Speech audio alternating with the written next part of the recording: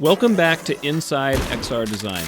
Okay, we're jumping right into this. If I asked you, what's your favorite shotgun in VR? You can probably picture it in your head pretty quickly, but could you tell me exactly what makes that shotgun feel so great? Well, that's kind of a trick question because the answer is like 50 different little details that all add up to how a shotgun ultimately feels in the player's hands. So today, I want to look at some of my favorite shotguns in VR and dissect all those little details to talk about how they contribute to that feeling. And by the end of this, I'm going to make the case that if we can understand what makes a shotgun feel great in VR, we can figure out how to make anything feel great in VR. Let's kick things off with one of my favorite shotguns of all. That would be the sawed-off pump-action shotgun in Arizona Sunshine 2. Let's call it the Sunshine Shorty. Just look at this thing go. Buddy! It is incredibly satisfying to use, but why? Well, first of all, it's pump action. For my money, you just can't beat a pump action shotgun in VR. Two-handed interactions in VR are always interesting, and making the player perform such a visceral and well-recognized gesture is always going to make them feel like a badass. Pumping a shotgun to load the next round is also a clear extension of the instructed motion concept I introduced in episode 6, and an example of how such movements can infuse players with emotion. And yes, feeling like a badass is an emotion.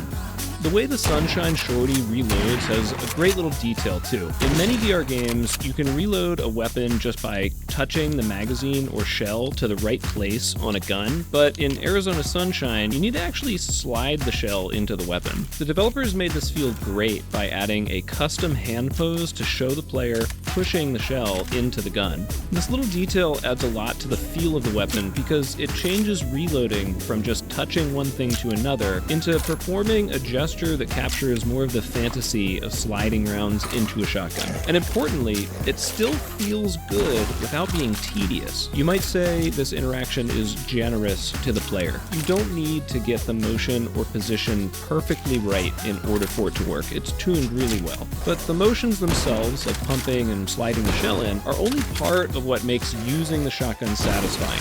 Providing feedback to player intention is critical as well. And the easiest way to do this is with great sound and haptics. And getting sounds right is everything. Let's listen to how much less satisfying it is to use the Sunshine Shorty with weak sounds versus strong ones.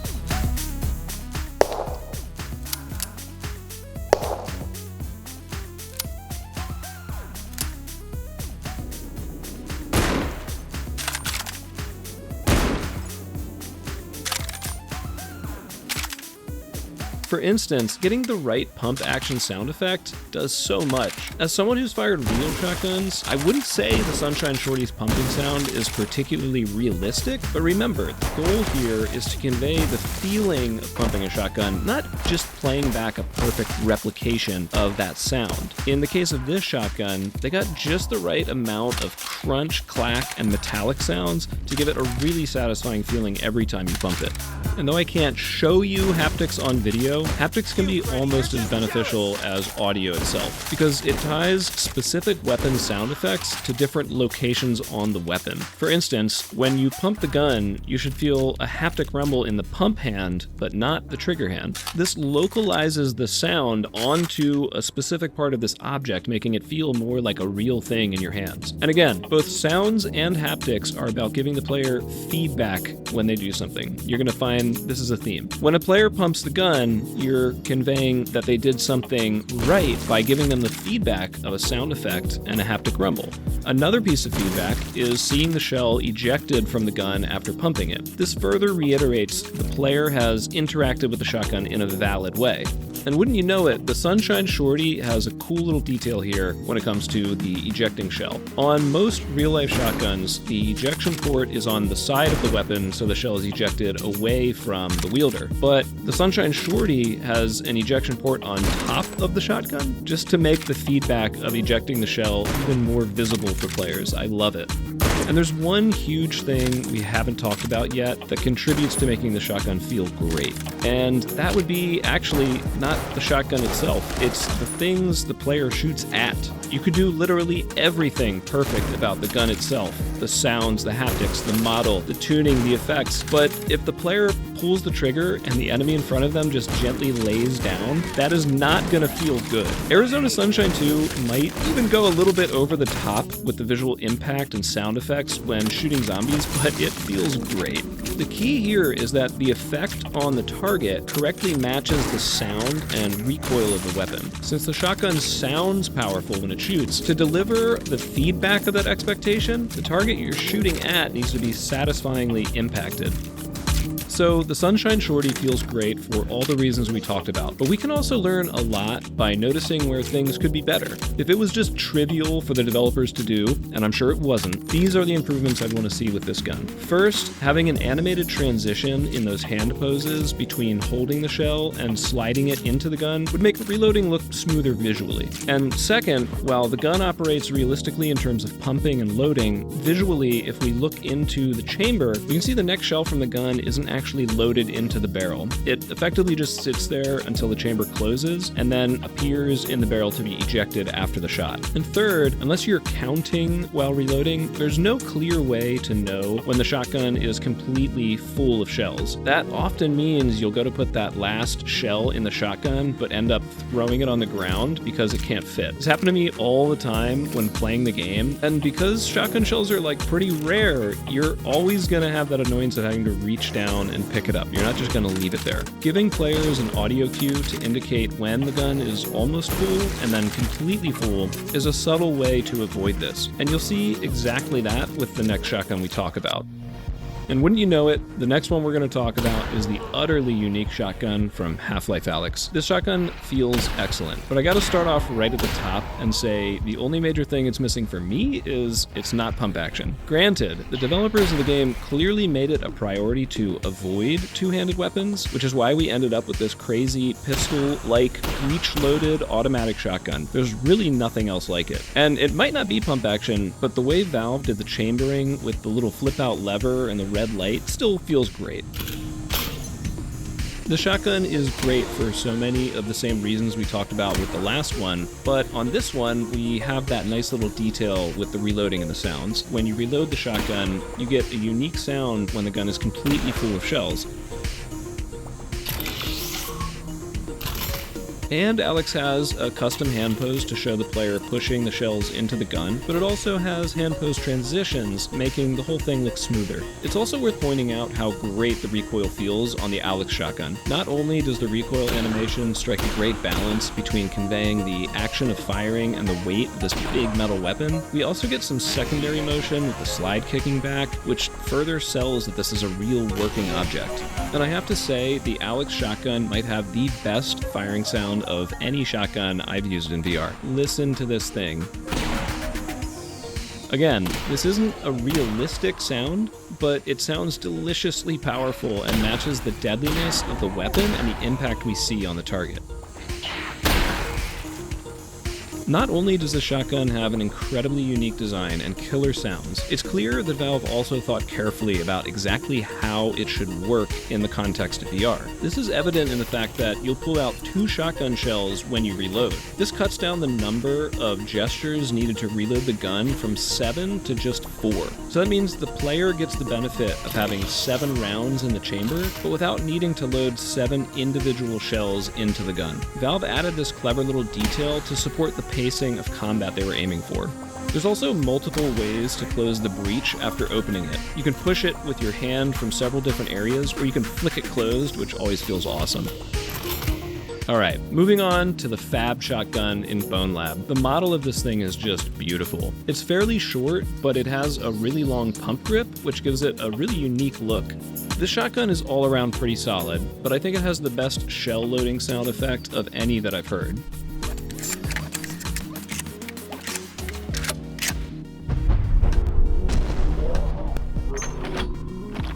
Again, it's not a highly realistic noise, but it really effectively communicates the fantasy of sliding the shell into, a physical gun.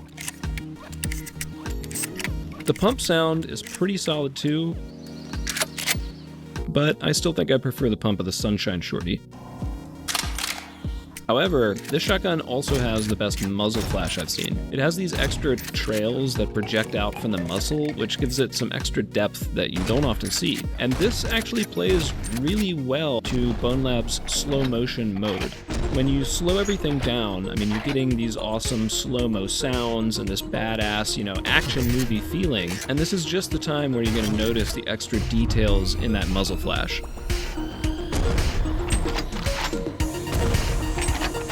Speaking of action movies, I want to give a quick shout out to the shotgun in Walking Dead Saints and Sinners. It is completely impractical, but this is the only shotgun among those that we talked about which you can cock with one hand.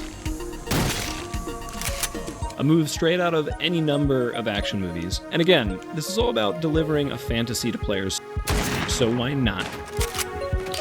Okay, the next thing I'm going to show you is something you absolutely don't want to miss if you're interested in making weapons that feel great in VR. But first, if you're not already a developer but want to take your interest in creating virtual content to the next level, you should know about VIVERSE Create. This is a free tool from the experts at Vive that makes it easy for anyone to build virtual worlds and games without the need for complex game engines. In fact, you don't even need to download anything. VIVERSE Create works directly in your web browser as a no-code tool for building your own virtual content and comes with pre-built templates to make getting started even easier. Everything you build in VIVERSE is multiplayer, cross-platform, and cloud-based, meaning your friends can join your creations with just the click of a link, and they can visit in a headset, on their computer, or even from their phone. If you're an advanced user, you can leverage VIVERSE tools like their Play Canvas integration, which allows for complex scripting, no-code interactivity, and detailed customization. If you've always wanted to build your own virtual worlds but never knew where to start, VIVERSE Create is your first step to making that dream a reality. You can get started today for free by visiting the link in the video description or by scanning this QR code right here. Okay, we talked about 4 really fun VR shotguns so far, but it would be insane to talk about this topic without mentioning Hotdogs, Horseshoes, and hand grenades. This game is basically a gun range simulator at its core, and if you're a developer, and especially if you don't have real-world experience with guns, you owe it to yourself to jump into this game and play around. It is literally a library of guns, all of which operate realistically. Not only is this a great way to get a starting point for how you might want a weapon to work in VR, the game also has a bunch of incredibly unique shotguns you just don't see anywhere else in VR. These are all the shotguns in the game. Yes, just the shotguns. Look at this sawed-off revolver shotgun.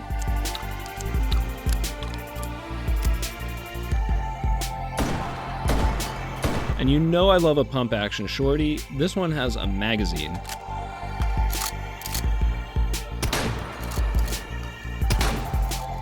Or how about a drum-fed 3-round burst?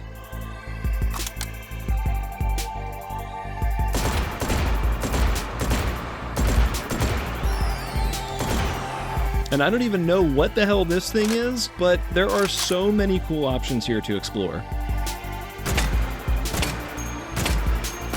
Hotdogs, Horseshoes, and hand grenades is your ticket to heaps of inspiration for making the next awesome shotgun or any gun in VR.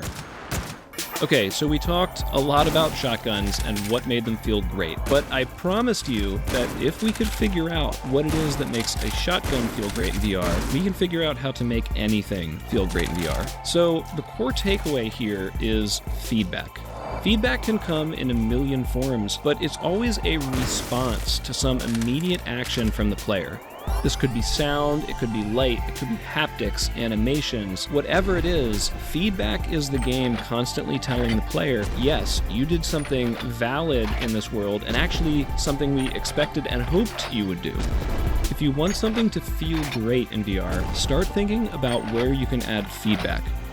You can make something as boring as a literal bottle feel great in VR by adding feedback. The easiest way to do this definitely starts with sound. Imagine we have a bottle that just, it does nothing in the game. You can just hold it. But now let's add a sound effect when the player grabs or releases it. And how about a sound if the bottle hits the ground after being dropped or thrown? And what about a sound effect when the bottle is shaken to imply what's inside? You would be amazed how convincing this can be.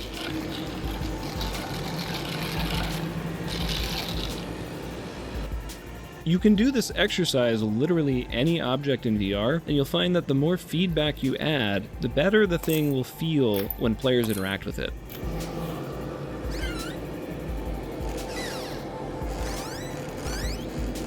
And that's not to say that you're going to do this for, every single item in your game. What you want to think about is, what are the items that are most important? And usually that comes right down to, what are the items that are going to be held by the player for the longest period of time over the course of the game? Like, literally just go down the list, 1, 2, 3, 4, of the items that the player is going to interact with the most, and start asking yourself, are there additional opportunities to add feedback to the various interactions that players can have with this object? The game Fujii really drives this idea of feedback home for me. It feels like anything in the game you touch has some way to react to you, either with sounds or animations or haptics. And as a result, this game just feels so freaking good all the way around. Everything you interact with feels reactive, and it makes the whole simulation feel alive.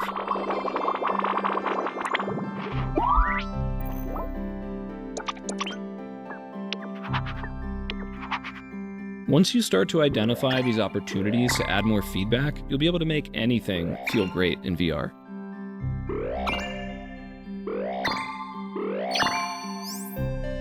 If you're still here, thank you very much for watching. I would love to know what you think might make an interesting topic for an Inside XR Design video. Please drop a comment below, and make sure you subscribe so you don't miss it if your topic comes up. And if you could do me one last favor, as with the other episodes, we have a very short survey, maybe 1 minute, of a couple of questions to get your feedback on what you thought about this episode. We want to make this series as great as it can be, and your feedback really helps. So find the QR code here or the URL in the description, and we'll see you next time.